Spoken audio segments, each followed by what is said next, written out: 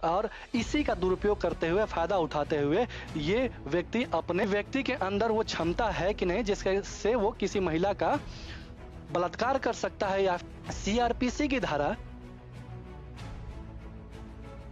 53 ये क्या बात करता है? तो अभियोजन मतलब है कि जो वाद को, जो केस को, मामले को न्यायालय में लेकर जाता है अपने तरफ से। प्रासंगिकता पर जाने से पहले हम देखते हैं कि 2 फिंगर टेस्ट का एक जिक्र कर लेते हैं।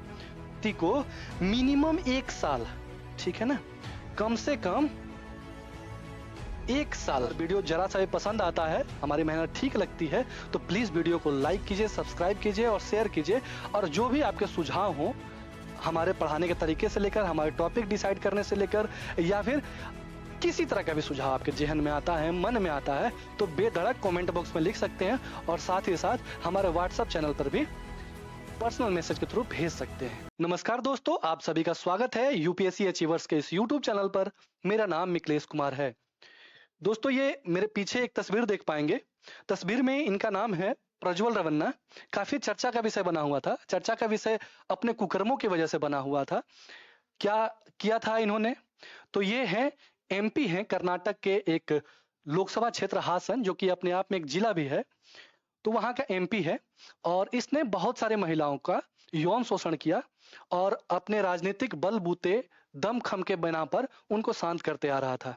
लेकिन यह मामला बहुत लंबे समय तक नहीं चला और जो दूसरे फेज का चुनाव था, दूसरे चरण का चुनाव था लोकसभा का 2024 का, जो कि 26 अप्रैल को था, उससे कुछ ही दिन पहले ये इसका एमएमएस बहुत सारी महिलाओं का शोषण करते हुए, दुराचार करते हुए वायरल हो गया और अपने उसके कॉन्स्टिट्यूएंसी जो है उसमें फैल गया और काफी चर्चा का विषय बन गया। उसके बाद क्या होता है कि ये व्यक्ति क्या करता है कि जैसे ही चुनाव समाप्त होता है, भाग जाता है देश छोड़ के जर्मनी, है ना, और 1 महीने से लगभग लापता की स्थिति में था। और कल यानी कि 31 मई को ये भारत पहुंचा और भारत पहुंचते ही जो बेंगलुरु का केंपेगौड़ा एयरपोर्ट है वहां पर इसे गिरफ्तार कर लिया गया। गिरफ्तारी में एक खास बात यह थी कि 5 महिला पुलिस कर्मचारी जो थी उन लोगों ने ही गिरफ्तार किया। यह प्रतीकात्मक तौर पर था कि जो व्यक्ति महिलाओं का शोषण कर सकता है, उस व्यक्ति को महिलाएं काबू भी कर सकती हैं और महिलाएं सजा भी दिलवा सकती हैं। खैर, तो अभी ये चर्चा का विषय इसलिए बना है कि इंडियन एक्सप्रेस में एक न्यूज आया जिसमें पोटेंसी टेस्ट इसकी कराने की बात की जा रही है। पोटेंसी टेस्ट को हम हिंदी में बोल सकते हैं पौरुष जांच। पौरुष जांच, और यह साधारण भाषा में बोले तो इसको कह सकते हैं मर्दानगी का जांच इसका किया जाएगा। ठीक है, तो इसलिए चर्चा का बना हुआ है। अब तो थोड़ा सा जान लेते हैं कि ये इसका जिला कहाँ है। तो जिला ये है, देखेंगे कि हासन का क्षेत्र है। ये कर्नाटक में टोटल 31 जिले हैं। 31 जिलों में से एक ये हासन का जिला है, जो कि दक्षिण पश्चिम की ओर है लगभग। ये यहाँ पर देखिए, तो यहाँ का है। और दूसरी चीज, इसकी राजनीतिक पृष्ठभूमि इतनी मजबूत है कि इसका मनोबल, या कहें तो इसके अंदर जो अहम वाली भाव है कि किसी का भी शोषण कर सकते हैं, किसी भी महिला को किसी हद तक ह्यूमिलिएट कर सकते हैं, इसके अंदर बलवती हुई ये भावना। तो इसकी राजनीतिक पृष्ठभूमि देख लेते हैं। राजनीतिक पृष्ठभूमि ये है कि ये इनका नाम है एचडी देवगौड़ा। एचडी देवगौड़ा कौन है? तो ये पूर्व प्रधानमंत्री है। ये 90s के दशक में, 1990 के दशक में प्रधानमंत्री बने थे और वर्तमान में ये राज्यसभा सांसद हैं। राज्यसभा सांसद हैं। तो ये इनके जो प्रज्वल रवन्ना है, इसके दादाजी हैं। ठीक, ये दूसरे व्यक्ति हैं, इनका नाम है डी कुमार स्वामी। डी कुमार स्वामी कौन है? तो डी कुमार स्वामी इसके चाचा हैं। ठीक, तो चाचा क्या है? तो पूर्व कर्नाटक के मुख्यमंत्री चाचा जी। ठीक, ये तीसरे व्यक्ति जो दिख रहे हैं, ये पिताजी हैं, पापा हैं इसके। ठीक है, पिताजी क्या है? तो पिताजी वर्तमान में विधायक हैं। इनका नाम है एच डी रेवन्ना। और इसके बारे में तो आप जान ही रहे हैं कि इसका नाम है प्रज्वल रेवन्ना और ये वर्तमान समय में एमपी है हासन का। जो कॉन्स्टिट्यूएंसी है वहां का, तो समझ लीजिए। और दूसरी चीज, इसका एक भाई भी है जिसका नाम है सूरज रेवन्ना। सूरज रेवन्ना क्या है? तो सूरज रेवन्ना जो है एमएलसी है, और माता जी भी क्या है, वो भी राजनीतिक पृष्ठभूमि से ताल्लुक रखती हैं और राजनीति में पूरी तरह से मतलब सक्रिय हैं। तो मिला जुला कहा जाए तो पूरा खानदान राजनीति में है और ठीक ठाक ओहदे पर है, और इसी का दुरुपयोग करते हुए, फायदा उठाते हुए ये व्यक्ति अपने सीमाओं को लांघता गया और महिलाओं का जो इज्जत है तार तार करता गया और बचा रहा अभी तक। ठीक है, तो ये पृष्ठभूमि होगी। अब जान लेते हैं कि पोटेंसी टेस्ट होता क्या है, जो पौरुष जांच होता क्या है। तो पौरुष जांच मेनली क्या करता है कि ये जांच होता है कि जो कौमार्य है, यानी कि संभोग करने की इच्छा के फलस्वरूप जो लिंग है उसकी उत्तेजना की जांच की जाती है। लिंग की उत्तेजना की जांच, ठीक है। साथ ही साथ यह भी जांच किया जाता है कि यह उत्तेजना बरकरार रहती है अथवा नहीं, जिससे यह क्लियर हो सके कि व्यक्ति के अंदर वो क्षमता है कि नहीं जिसके से वो किसी महिला का बलात्कार कर सकता है या फिर उसकी इज्जत को तार तार कर सकता है। तो ये जांच इससे किया जाता है। ठीक, ये देख लेते हैं कि जो पौरुष जांच है किन किन मामलों में किया जाता है। तो सामान्यतः पौरुष जांच जो है वो तलाक के केस में, तलाक के मामले में आधार बनाया जा सकता है कि पुरुष संभोग करने की स्थिति में नहीं है और वो नहीं कर पाता है, तो ये आधार हो सकता है तलाक का। ठीक है, तो वैसी स्थिति में यौन उत्पीड़न, जैसा कि बातचीत चल रही थी, यौन उत्पीड़न की स्थिति में तीसरी चीज पितृत्व तय करने में, यानी कि किसी बच्चे का अगर तय करना है कि पिता कौन है, तो वैसी स्थिति में भी इस जांच का प्रयोग किया जाता है, बच्चे के पिता का तय करने में। और इसके साथ साथ ये तो एक होता है जो पौरुष पोटेंसी टेस्ट होती ही है, इसके साथ साथ जो इसका प्रजनन क्षमता है ना, उसका भी टेस्ट होता है। ठीक है, कि ये पिता बनने लायक है या नहीं है, पिता बन सकता है या नहीं है। अगर पिता बन सकता है और दूसरी चीज कि पोटेंसी टेस्ट में पास हो जाता है तो केस को हल करने में मदद मिलती है ना। अब जांच किस आधार पे किया जाता है? तो जांच के लिए आधार है सीआरपीसी की धारा 53। ये क्या बात करता है कि अगर किसी भी व्यक्ति को डीएनए प्रोफाइलिंग करनी है, किसी भी व्यक्ति की डीएनए प्रोफाइलिंग करनी है,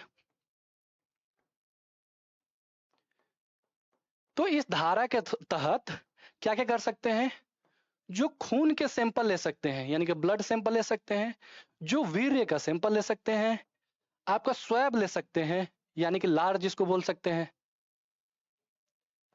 थूक ले सकते हैं, बाल, नाखून, ये तमाम चीजें, जो भी जैसे नाखून हो गया, वो तमाम चीजें जिसके माध्यम से डीएनए प्रोफाइलिंग की जा सकती है, वो ली जा सकती है और उसको जांच में सहायता की जा सकती है। जांच के लिए ये किया जाता है ऐसा कुछ। तो उस इसी धारा के तहत, सीआरपीसी की धारा के तहत उसका पोटेंसी टेस्ट किया जा रहा है ना। अब पोटेंसी टेस्ट करने का मेनली कारण क्या होता है कि जो अभियुक्त है वो अपना बचाव का आधार ना प्रस्तुत कर दे।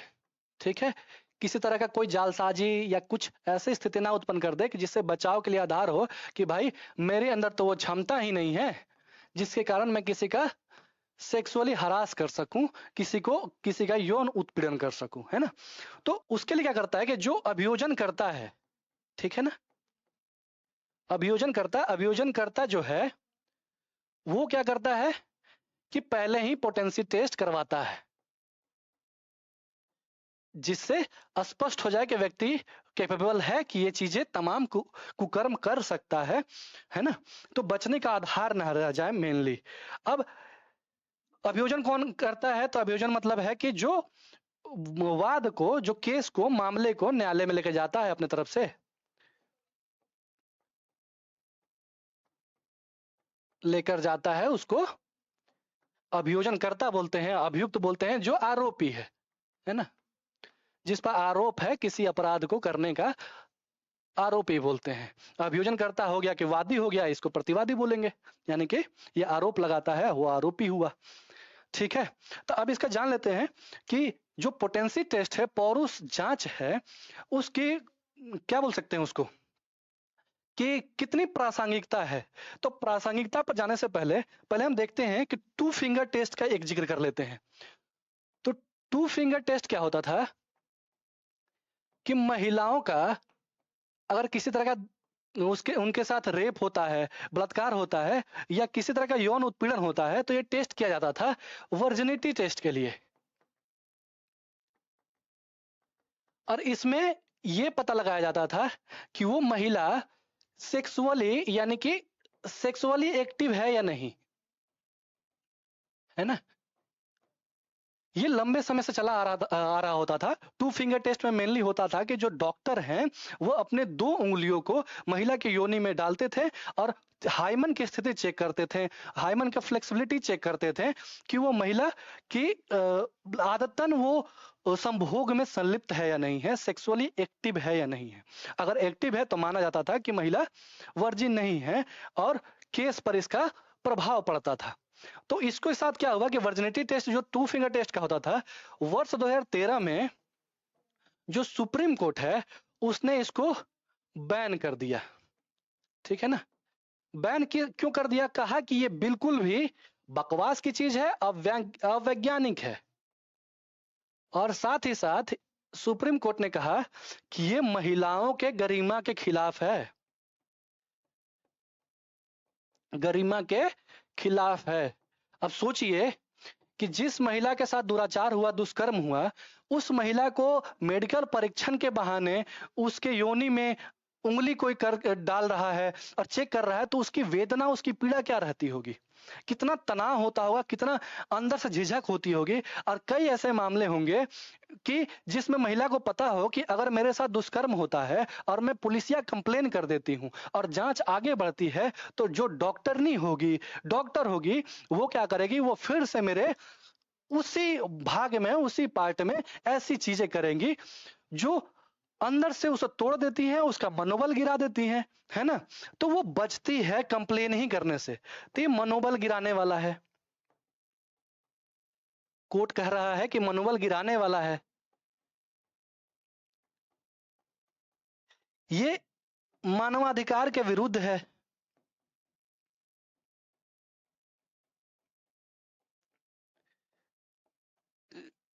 ठीक है, साथ ही साथ ये पीड़ादायक भी है और महिलाओं को जो आरोपी हैं, जो जो अपराधी हैं, उनके खिलाफ बोलने से भी परहेज करने में मदद करता है। तो इसलिए कहा कि 2013 में कि ये टू फिंगर टेस्ट को, इसको हटाइए, ये बेकार की चीज है, बकवास की चीज है। ठीक, तो हम लोग बात कर रहे थे अभी प्रासंगिकता क्या है पोटेंसी टेस्ट का।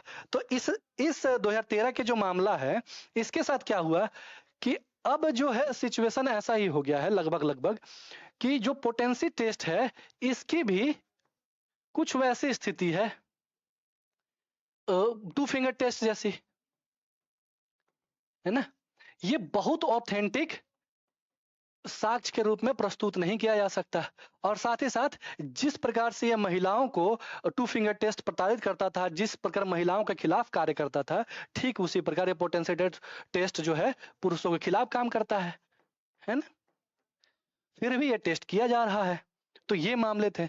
अब एक चीज ये जान लेते हैं कि अभी तो जैसे कि कल 31 मई को प्रज्वल रेवन्ना को गिरफ्तार कर लिया गया और एसआईटी की टीम सीआईडी कार्यालय में ले गई पूछताछ के लिए और रिमांड पर उसे रखा गया है। ठीक, पूछताछ के बाद से जो भी आंकड़े सामने आएंगे, जो भी जानकारियां सामने आएंगी, उसके हिसाब से उस पर चार्जशीट फाइल की जाएगी और विभिन्न धाराएं लगाई जाएंगी। लेकिन ये चूंकि सेक्सुअल असॉल्ट की बात आई है, यौन उत्पीड़न की बात आई है, तो हम देख लेते हैं कि यौन उत्पीड़न के मामले में नॉर्मली क्या सजा हो सकती है, क्या दिक्कतें हो सकती हैं जो अपराधी है उसको, है ना। तो यौन उत्पीड़न किसकी बात, कौन बात करता है, तो ये आईपीसी का जो सेक्शन है 354 बात करता है, और इसमें यह करता है बात यौन उत्पीड़न के नाम से नहीं, बल्कि लज्जा भंग करने के नाम से।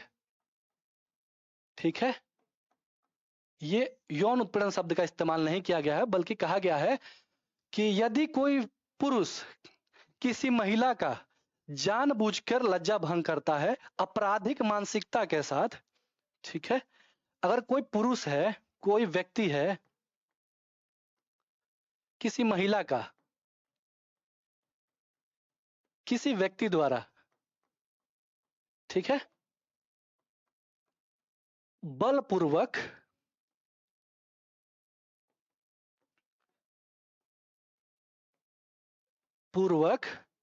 और जानबूझकर, है ना, बुझकर लज्जा भंग किया जाता है,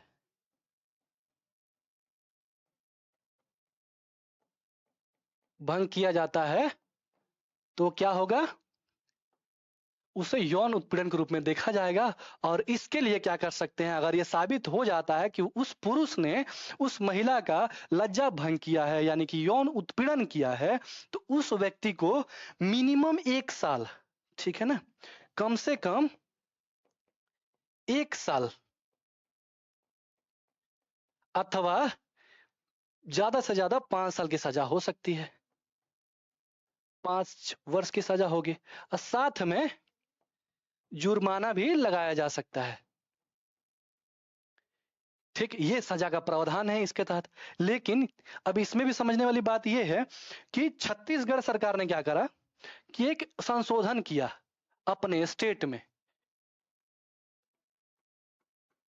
छत्तीसगढ़ सरकार क्या करती है कि ये 354 जो धारा था, इसके कुछ भाग और ऐड कर देती है कि अगर जो दुष्कर्म का मामला है या फिर यौन उत्पीड़न का मामला है किसी भरोसेमंद व्यक्ति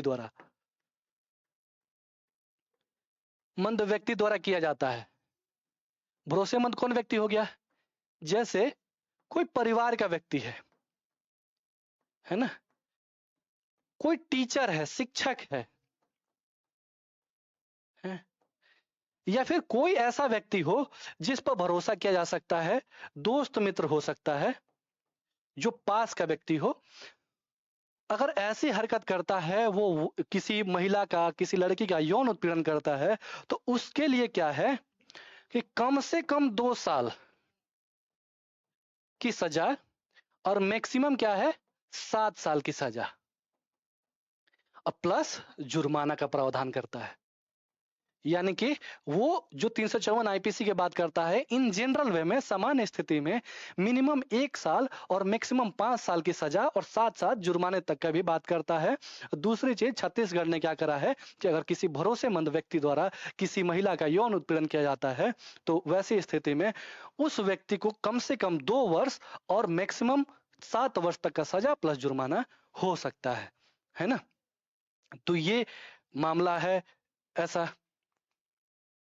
देखिए, ये जैसे कि मैं बता रहा था वर्जिनिटी टेस्ट वाला, ये WHO से लिया गया ये है कि virginity testing can lead to harmful mental as well as physical health consequences.